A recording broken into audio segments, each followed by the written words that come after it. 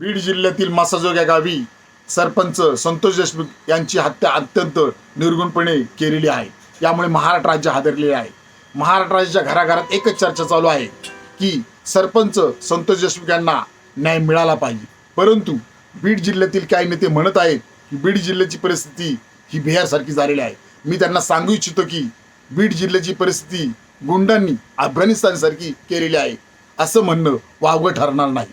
परंतु ज्यावेळेस संतोष देशमुख यांचा खून झाला त्यानंतर 2-3 दिवसांनी वाल्मिक कराड यांच्यावर खंडणीचा गुन्हा दाखल करण्यात आला. परंतु हेच वाल्मिक कराड मध्यंतरी फरार झाले होते. नंतर ते 20-22 दिवसानंतर पुण्यातील CID ऑफिसमध्ये जाऊन त्यांनी सरेंडर केलं.